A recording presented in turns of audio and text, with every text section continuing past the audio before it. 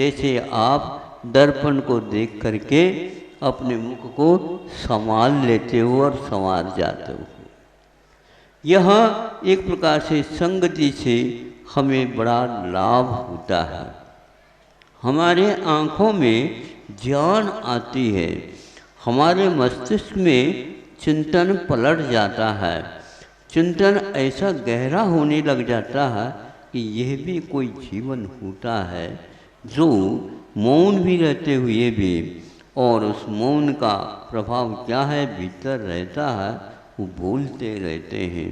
इस प्रकार साधुओं से कुछ बुलवाओ नहीं। यदि बुलवाना उसी को जानते हो तो अपनी बोली को थोड़ा सा क्या करो, बदलने का प्रयास करो। इसी को प्रयोगशाला बोलते हैं। हम उनके माध्यम से कुछ एक एक चेष्टाएं बदलना प्रारंभ कर दें तो फिर क्या, फिर तो उत्तीर्ण ही होना है और अनुत्तीर्ण की बात है ही नहीं। संसार रूपी महासमुद्र का पार पाने के लिए उन्हीं व्यक्तियों की संगति हम लोगों के लिए लाभप्रद है। नाखून को याद रखना, आप नाखून को तो बार बार संभालते रहते हो, नहीं समझे, और कम से कम कभी एक बार देखा और वैद्य ने कहा नाखून दिखाओ, देखेंगे उसके ऊपर नेल पॉलिश थी। अब क्या देखें, अरे इसको पहले साफ करके ले आओ फिर हम बताएं।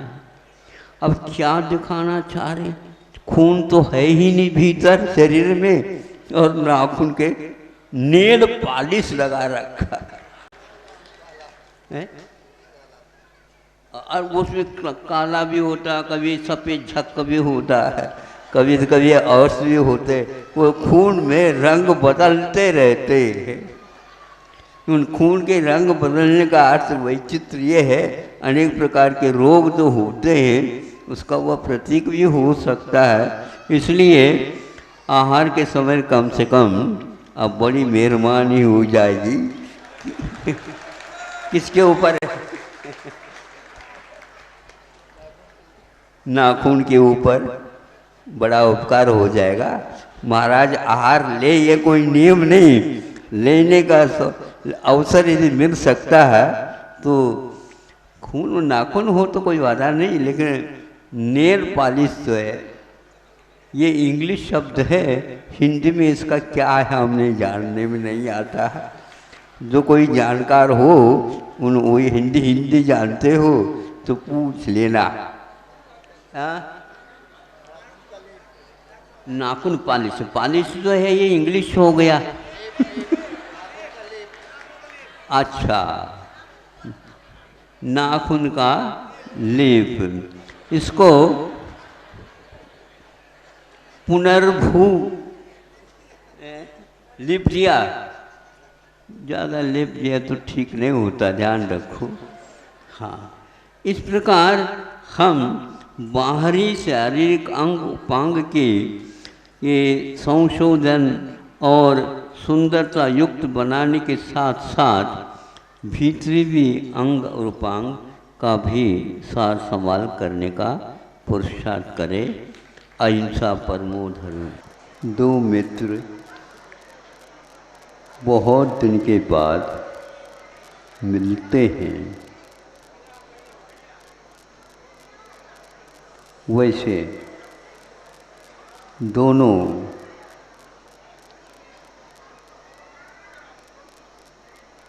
कुशल थे और कुशलता में भी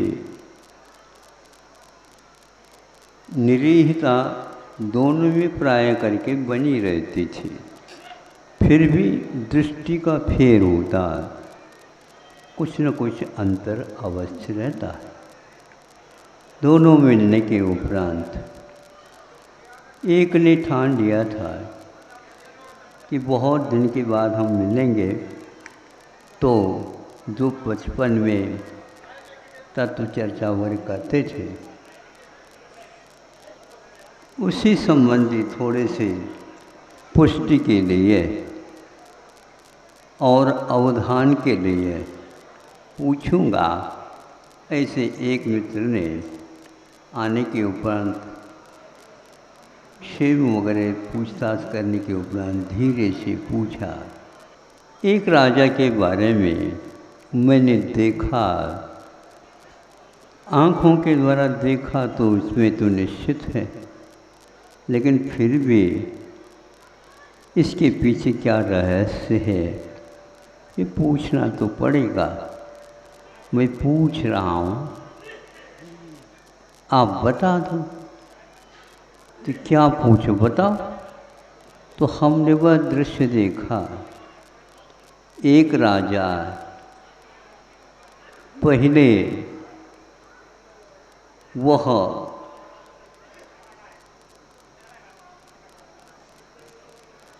घोड़े पर बैठा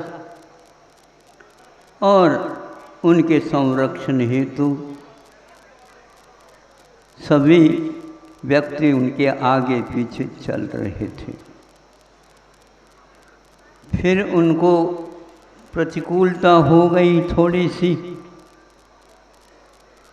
घोड़ा चल रहा है, बैठने वालों को प्रतिकूलता हो रही। फिर इसके उपरांत इस प्रतिकूलता को ज्ञात करते ही हाथी भी तैयार था, हाथी पर बैठा दिया। फिर हाथी पर बैठने के उपरांत भी कुछ समय के बाद हाथी भी ठीक नहीं बैठा। क्या करें, 7-8 व्यक्ति ढूंढने वाले, अच्छी पालकी थी,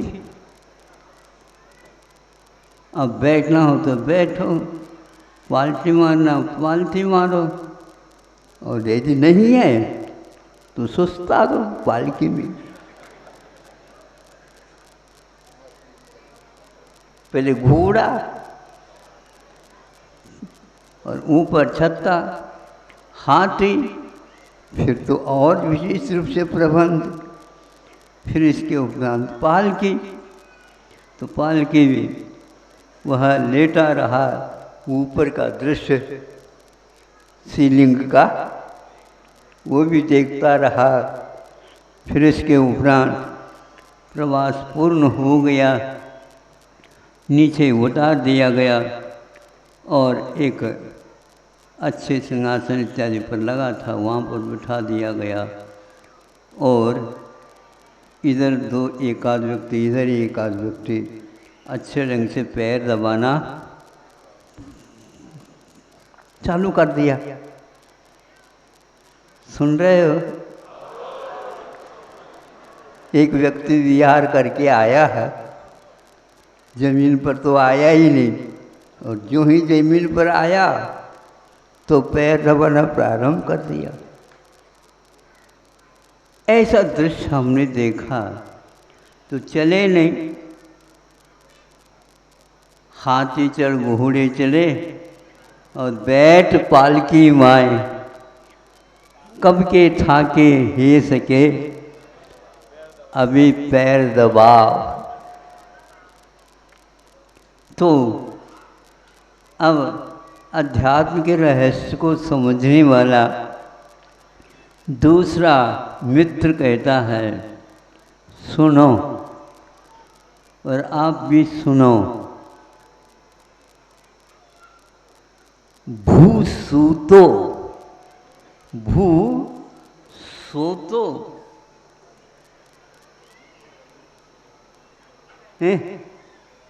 भू सूतो, भू को मरो, भू सूतो, भू को मरो, कीनो उग्र विहार, तब के ठाके हे सके अभी दबावत पैर, अभी दबावत पाँव। बहुत दिन के बाद याद आ गया, एक मित्र दूसरे मित्र से जब मिला तो इस प्रकार कहा, अध्यात्म की बात करते हो रहस्य कुछ और ही रहता है।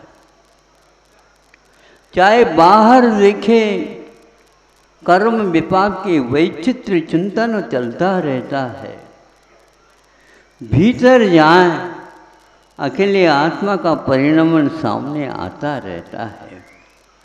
द्रव्य हो, गुण हो, पर्याय हो, प्रत्येक पदार्थ का यह स्वरूप अपने आप में अखंड है, अबाधित है और अनादि अनिधन है। नहीं रुका, नहीं रुक रहा है और नहीं रुक सकेगा।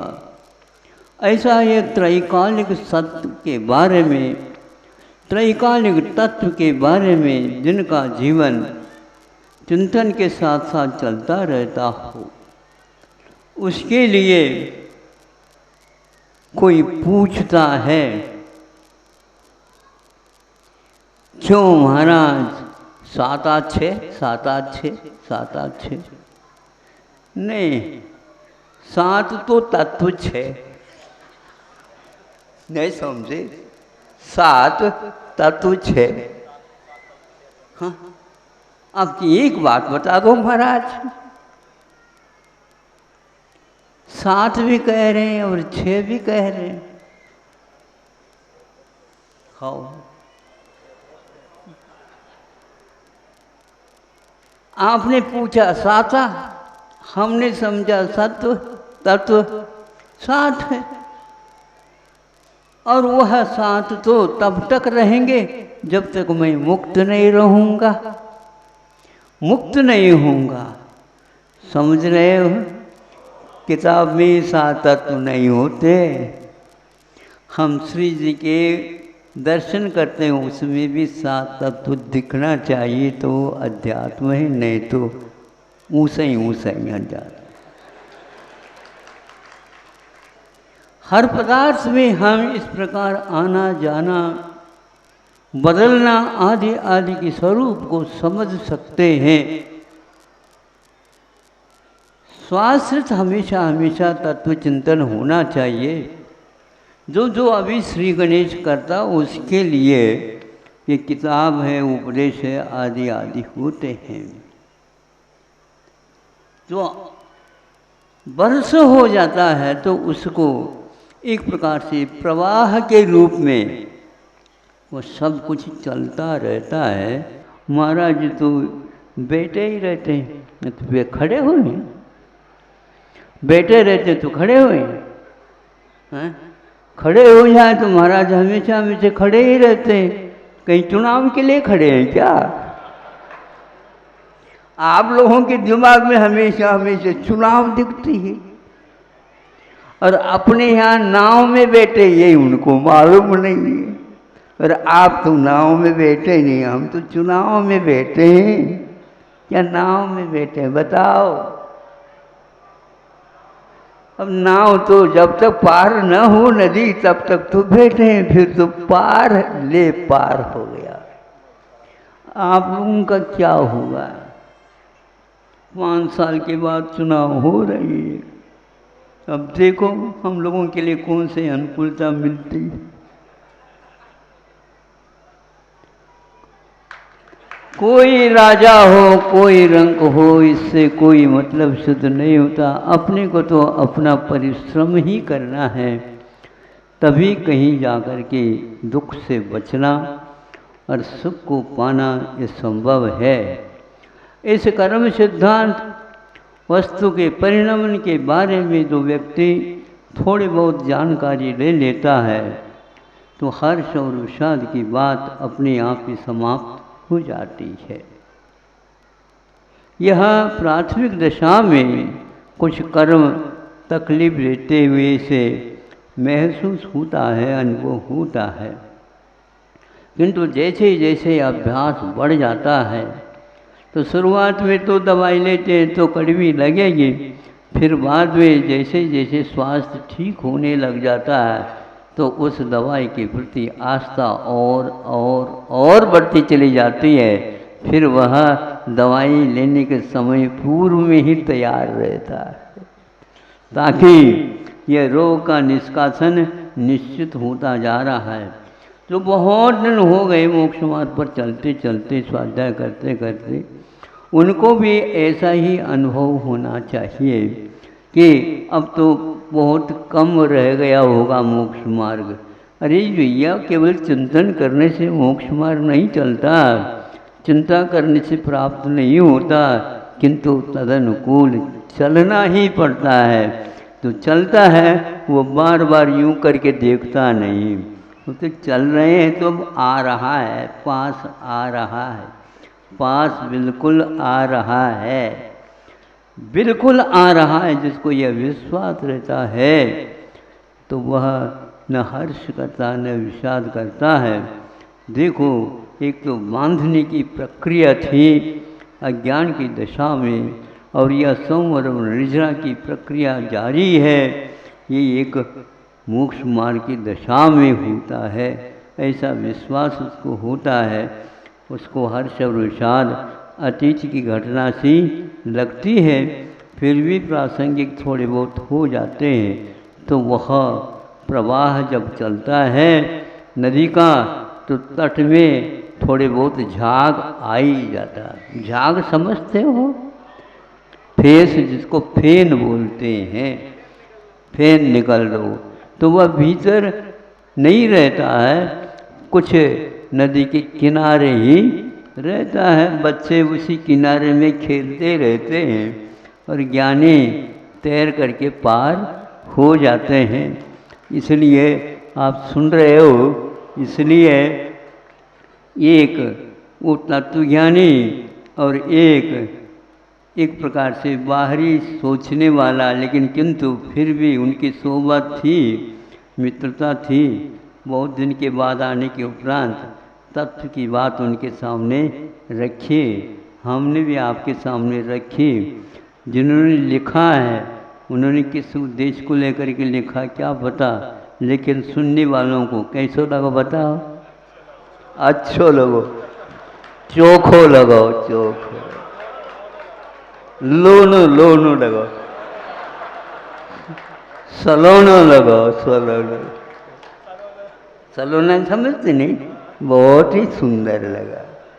अब ये बहुत ही सुंदर केवल सुनने और सुनाने में न रहे, भीतर भी कुछ पहुंचने का प्रयास करें। अहिंसा परमो